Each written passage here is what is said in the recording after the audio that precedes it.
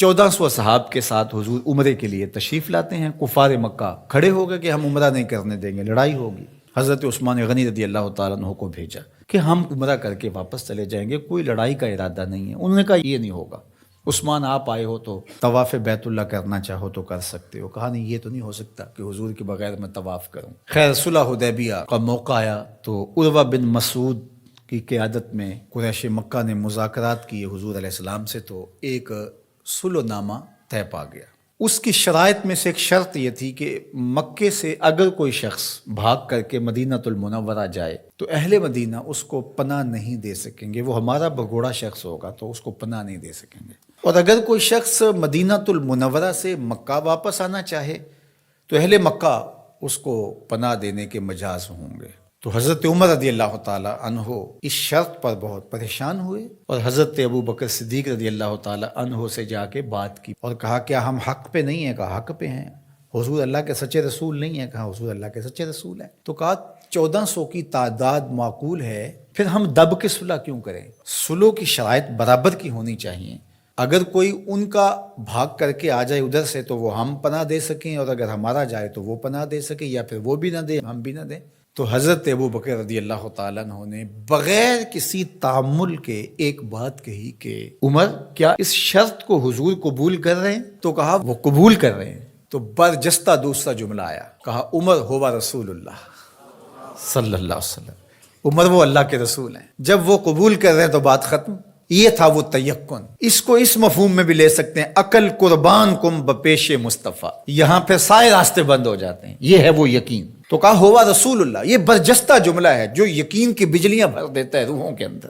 یہ کوئی حرج نہیں ہے کہ کسی بھی مسئلہ شرعی اور کسی بھی دینی امر میں آپ لاجک تلاش کر لیں، مل جائے تو اچھی بات ہے. لیکن یہ مزاج بنانا کہ اس کا لاجک کیا ہے، اس کا لاجک کیا ہے. تو اب ذرا دیکھیے کہ جو ظاہری اس پہ بات اٹھتی تھی کہ 1400 کی ہماری تعداد ہے اور وہ اتنے ہیں، تو برجستہ جو جواب دیا وہ یہ تھا ہوا رسول اللہ صلی اللہ علیہ وسلم، کہ وہ اللہ کے رسول ہیں. تو حضرت عمر وہیں خاموش ہو گئے. آگے چلیے. حضور علیہ السلام کا وصال ہوتا ہے. اس سے قبل لشکر اسامہ حضور روانہ کر چکے ہیں. 17-18 سال عمر تھی تو ان کی قیادت کے اندر حضور نے ایک لشکر تیار کیا. تو یہ لشکر ابھی جرف کے مقام پہ پہنچا تھا کہ حضور کا وصال ہو گیا. خبر پہنچ گئی تو اب حضرت اسامہ کیسے بڑھ سکتے تھے، واپس آ گئے. تو تدفین کے بعد حضرت سیدنا ابو بکر صدیق رضی اللہ تعالی عنہ جو کہ خلیفہ بنا دیے گئے تھے، انہوں نے جو حکم جاری کیا وہ یہ تھا کہ اسامہ بن زید اپنے ہدف پہ دوبارہ روانہ ہوں. تو صحابہ نے کہا کہ بڑے بڑے جنگی ماہرین اس لشکر کے ساتھ ہیں، تو پیچھے سے اگر حملہ ہو گیا تو یہ نقصان کا سبب اور ذریعہ بن سکتا ہے. لہٰذا حکمت یہ ہے کہ اس لشکر کو ابھی کچھ دیر کے لیے روک لیا جائے. تو میں نے یقین کی بات سیدنا صدیق اکبر کے حوالے سے آپ کے سامنے رکھنا شروع کی ہے. تو سنیے کیا جواب آتا ہے.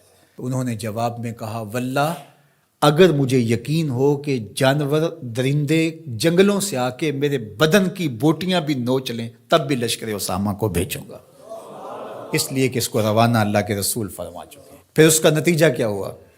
جو قبائل پر تول رہے تھے حضور کے وصال کی وجہ سے، جن کے کچھ حوصلے بڑے تھے، انہوں نے سوچا ان کا کتنا سسٹم مضبوط ہے کہ یہ ان حالات کے اندر بھی لشکر کو روانہ کرنے کی پوزیشن میں ہے. اور جدھر لشکر گیا انہیں یہ خبر پہلے پہنچ گئی کہ حضور علیہ السلام کا وصال ہو گیا، لیکن انہوں نے سوچا کہ ان حالات کے اندر بھی لشکر حملہ آور ہو رہا ہے ہمارے اوپر، تو اس کا مطلب ہے یہ کتنے مضبوط ہو گئے ہوئے ہیں. تو لشکر بھی کامیاب اور بامراد مظفر ہو کر کے واپس پلٹا، اور کسی کو مدینہ المنورہ کی طرف میلی آنکھ سے نظر اٹھا کے دیکھنے کی ہمت بھی نہ پڑی. یہ سیدنا صدیق اکبر رضی اللہ تعالی عنہ کے یقین کا، اعتماد کا، بھروسے کا، اور حضور علیہ الصلوۃ والسلام کی ذات پر ان کا جو اذعان و یقین تھا اس کا نتیجہ تھا. تو یقین کی کائنات کا اگر کسی نے شہنشاہ دیکھنا ہے تو وہ ابو بکر صدیق رضی اللہ تعالی عنہ کو دیکھے. ان کی پوری زندگی یقین کی دولتوں سے بھری پڑی ہے. صاحب صدق بھی ہیں، صاحب یقین بھی ہیں. یقین کی جس عظمت پر وہ فائز المرام ہیں، تو ان